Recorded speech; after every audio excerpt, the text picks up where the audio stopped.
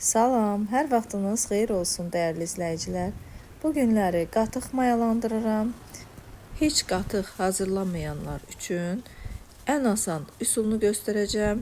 Əgər sizin üçün də maraqlıdırsa, daş kimi susuz qatığı necə mayalandırıram, videomuzu sona qədər izləyin. Bütün vacib məqamları sizinlə paylaşacağım.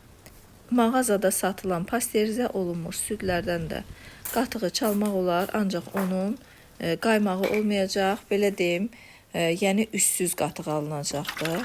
Mən isə həmişə südü eyni bir insandan alıram.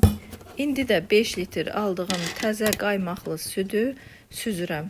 Gördüyünüz kimi bu qaymağıdır və qaymağını da mən istəyirəm ki, qatığım qaymaqlı olsun. Əgər istəmirsinizsə, qaymaqlı qatıq alınsın. Bişəndən sonra onun üzünü, yəni qaymağını yığıb, sonra qatığı mayalandıra bilərsiniz. Əziz xanımlar, heç qatıq mayalandırmayıbsınızsa, bu üsulla çəkinmədən hazırlayın, bizə yorumlarınızda bildirin. Südümüz artıq qaynadı və bu formada altdan üstdən biraz qarışdırırıq və buraxırıq 5 dəqiqə qaynasın. Qazın altını aşağı endiririk ki, südümüz daşmasın. Süd bişirdiyiniz qazanı biraz geniş götürün ki, qaynayanda südünüz daşıb tökülməsin, qaymağı israf olunmasın. 5 dəqiqə qaynayandan sonra südü götürdüm və bir kənara qoydum ki, biraz soymalıdır. Gözlədikcə də biraz qaşıqla altından üstündən qarışdırıram. Süd içməyi, südün dadını körpələrimizə sevdirməliyik. Bildiyimiz kimi də uşaqlar üçün süd çox faydalıdır. Aleyküm salam. Südümü mayalandırmaq üçün bir qaba 4 qaşıq qatıq götürdüm, ev qatığı.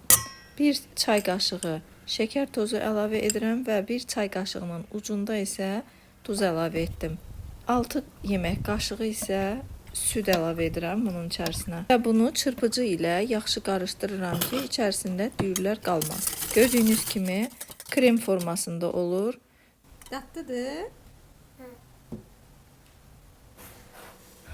Və sərçə barmağımızı südün içərisinə salıb 8-ə qədər tələsmədən sayırıq və barmağımız yanmırsa, deməli südümüzü mayalandırmalıyıq.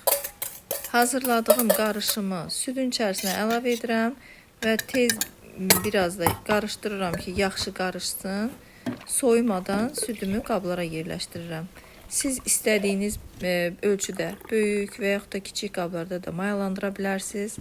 Qatığı qablara yığandan sonra sobaya qoyacağıq. Sobanı isə əvvəlcədən 100 dərəcədə 10 dəqiqə yandırmışıq və çox yandırmaq lazım deyil. 10 dəqiqənin tamamında sobamızı söndürdük.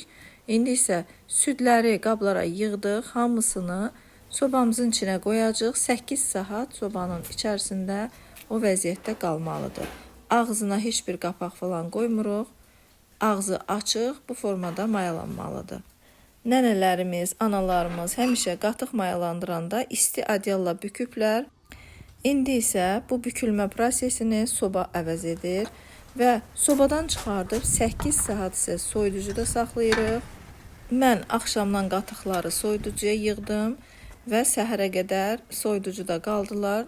Sonra isə gördüyünüz kimi qatıqlarımız artıq hazırdır və daş kimi qaymaqlı və tərtəmiz qatıqlarımız hazırdır.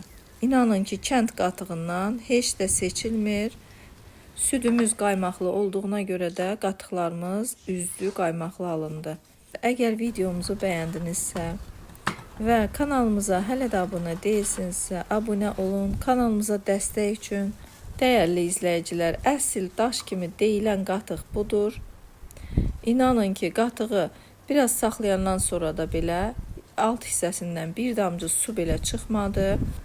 Ona görə də hazırlanma prosesini bütün məqamları ilə birlikdə izləyin və zəhmətimizə dəyər verib yorum yazıb videomuzu bəyənməyi unutmayın. Növbəti videomuzun sonuna gəldik.